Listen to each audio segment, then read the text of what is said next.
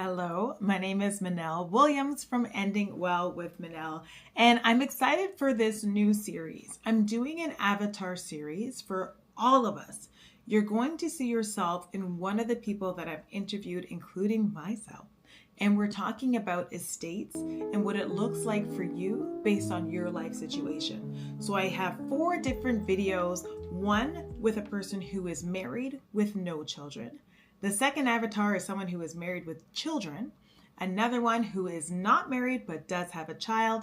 And myself, I represent those who are not married and do not have any children.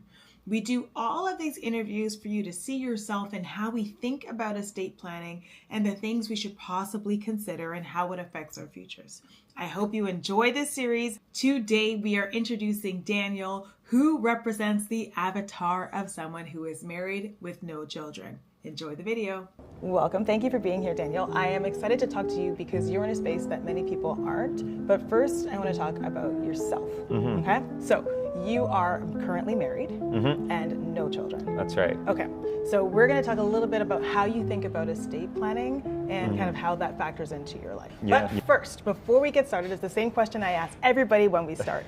It's, if you could talk to your younger self, what is one question you would, what's one thing you would say to your younger self today? Don't be afraid to be a beginner at something. Like I find like something that I know when I was younger held me back a lot is, when you're a kid and maybe you're, it's a sport, an activity or something that you're trying to learn new, and when you're not very good at it, and I find that, I'd give up easily or decide like, I didn't want to be that beginner at it.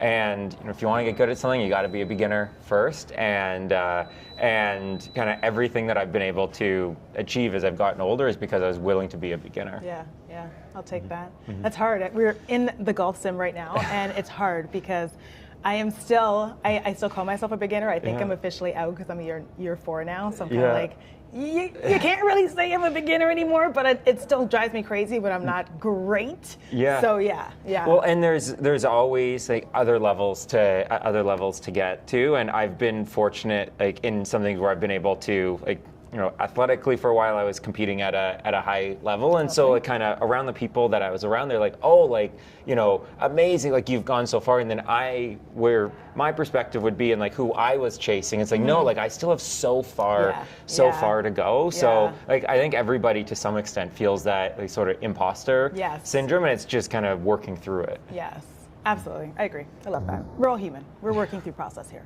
So as a married person, have you found that you think more about, okay, in case of an emergency happens, like let's say it could be small, like you're stranded on the side of the road, or big as though a medical emergency. Do you think more about what is going to happen now that you have a partner, or were you always thinking about that before? Yeah, so I can't pretend to be someone that was, always, I'm going to be very proactive, make sure I have, affairs in order for the future. It's really been since like working in this space and just seeing how challenging it can be if you don't have your affairs in order for your loved ones around you.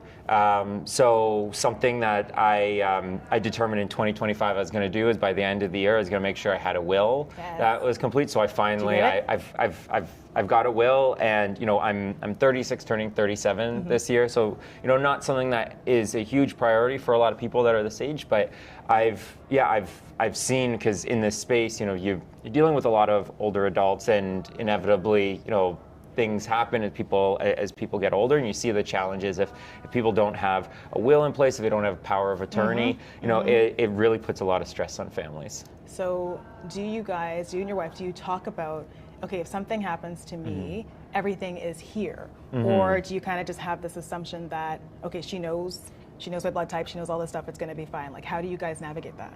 Yeah, so they're like a mix of both. Like we've got a lot of room to improve on kind of making sure. So even something like offhand, I remember I needed to figure out what my blood type was at one point. So I had a test, but I don't actually know offhand. I've got it written somewhere, and I don't even know where that where that is. We're very close, so we like share a lot of things. But you're right. Like there would be like certain things that we could do a better job of kind of making it known, where important information or documents are. Something that I have, and again, because of working in this space, become, that I do a lot, or try and do a lot more, is kind of express, like, oh, like if I was in this situation, like what I would want done. Because something that I think something that's a misconception among a lot of people is that, say you pick up a power of attorney, and there's always the idea of like, oh, like, are you going to pull the plug? Are you not going to pull? And ultimately, like, that's not supposed to be that person's choice who has the decision. Like, they're supposed to execute the choice of that person. So kind of making is, I don't know what the right word is, but like what I would hope to happen, like kind of making that clear, and like having those conversations. And they're not fun conversations to have, but then you've had it. And kind of then Yeah, absolutely. And do you think, so were you working in the space before you got married? Just before. Yeah. Okay, so then before you were thinking this way, did you even have any conversations about this? Yeah, like a little bit, just because I've been really close. I've always been close to my grandparents, and so because of that, and kind of when you're around them, and then when you start losing grandparents, and then you start kind of seeing what it looks like, when they everything that happens after somebody passes. So that ended up being kind of conversations that were happening in my family, and so naturally led into conversations that my partner and I would have. And like I said, like we could definitely do a lot more. We could definitely be a lot better at it. But yeah, like that's also, don't let, you don't need to be great to get started at it. Like back to kind of the being a beginner, right? Yeah. So just like starting to have those conversations is something that that for me probably really started and around the time that when I was a family caregiver to my grandma, and seeing my grandma's health decline, and just seeing kind of what that process looks like. And because we did have things like will and kind of everything kind of determined that if you didn't have that, it would be family would go through that much more stress. Yeah, for sure. I think a lot of people struggle with like how to have these conversations, and the thing that they do first, excuse me, is to use an example of something that happened. So like, okay, I went through this with my grandmother. Okay, let's talk about what we're going to do for ourselves. Is that how you did it? Yeah, and like I certainly wasn't the one that was like kind of leading a conversation in the family. It was really it was on my mom's side. So kind of my mom seeing it and kind of starting to talk about like what she would want to happen if her condition begins to deteriorate, and like what she'd be interested in as far as care goes. And then those conversations then naturally got me thinking more about it, and then speaking to my partner about it. So like it's unfortunate that a lot of times like it takes some sort of event to kind of kind of turn on that light bulb, but all of us. but when those opportunities arise, they taking advantage of them in that they're hard conversations to have. So when you're kind of more in that world, then it does feel a little bit easier to start having that conversation. Okay, 2 quick questions for you. Seeing as you guys don't have any kids, in this moment, how do you feel? I know I talk to single people, and they're like, I feel like I'm working for me, like I don't feel that extra pressure to provide for somebody else. So how does that feel for you guys? Are you thinking I just need to provide for my partner? Or are you thinking, you know what, I still have goals? Like how does that, how do you guys navigate that? Well, I mean, so I should say we don't have kids, but we do have a dog that wants to live a lifestyle that's beyond our current means. So that is, so there is, there is that. He's very much hoping that we're going to be able to afford a summer house somewhere warm, because he's not a winter, not into the winter. But being I'm an entrepreneur, so in a way it feels almost like you're raising this this young business. So right now that's where really my focus and my priority lies. Should I be thinking more broadly than that, Anna, more frequently? Probably, but right now so much of my focus just is on how do we keep this business alive, how do we grow and nurture it. So that's kind of where my focus falls right now. I love it. So right now we are in a beautiful retirement residents. Tell me a little bit about what you do and your passion for why you got into it. Yeah. I mean, it's great. We're here at Parkland Ajax. So I'm the founder of Eldorado. So Eldorado's a free website families can use to navigate and compare all the long-term care homes and retirement homes in Ontario. And we're actually going to be getting into supporting private home care navigation as well in the spring. And so about 8 years ago, when I was a family caregiver to my grandma had lupus, which is a degenerative disease. She ultimately ended up being hospitalized. And it was really when we were in the hospital that it opened my eyes up to just how hard it is for families to navigate their care options.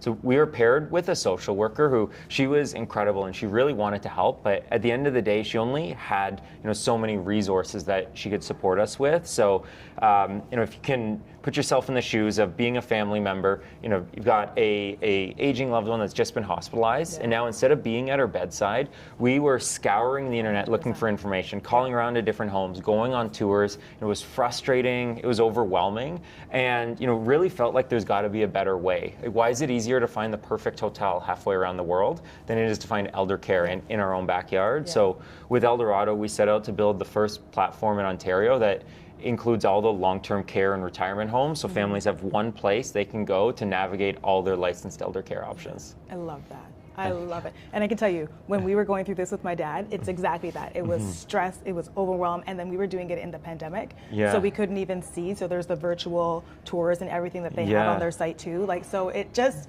takes one thing off. And then the goal, of course, is to do this ahead of time, right? So I'm going to do my research, have my top few, and then from there, move on. Yeah, and it's always great to be proactive, because then you're able to come here and tour a beautiful place like this, where right now we are sitting in a loungy area where there's a golf simulator, there's a billiards table, there's a library and lounge, and it's great. And a lot of people have misconceptions about what retirement living is. So last year I toured 77 different retirement homes. They're all different. So there's 780 retirement homes right now in Ontario and another 620 long-term care homes.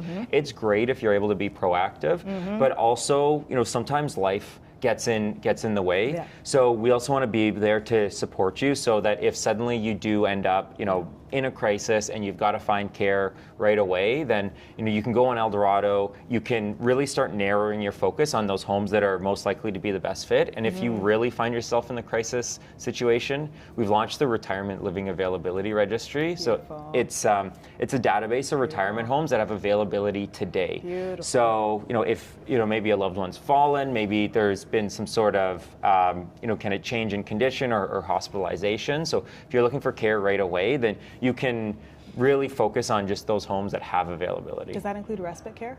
Yeah, so on the availability registry, you'll find independent living, assisted living, memory care, and respite care. It's just for retirement homes. Every single long-term care home in Ontario is at full occupancy with a wait list. But in retirement homes, there is availability. So we want to be able to make it easier for you so that you're not spending hours calling around just to find which homes actually have space. Yeah, I just saw an interview actually about that. Caregivers who are simply burned out are choosing emergency rooms for their loved ones just to get a break. For care because she was just so overwhelmed. So that's amazing to have that resource for people who just need a little break. Yeah. Well, and there's like the analogy that gets used a lot in this space is when you're on an airplane, they tell you have to put your oxygen mask on, 100%. or if your cup is empty, then you can't fill anybody else's cup, that sort of thing. And it's really true, because something that certainly happens is that a lot of times, especially if you're talking, maybe an elderly couple where one is the primary caregiver for the other, and a lot of times as their partner's condition deteriorates, they're focused so much on them that they're not eating right, they're not being mentally engaged, they're not being socially engaged, and then it ultimately can be really detrimental to their health as well. 100%. Caregivers, that's what we see in the funeral home all the time. The caregivers either die first or they die really quickly afterwards, just because of exhaustion and lack of care for themselves. So, absolutely. So thank you so much for being here. Appreciate it. Let's do a little tour. All right, thanks a lot.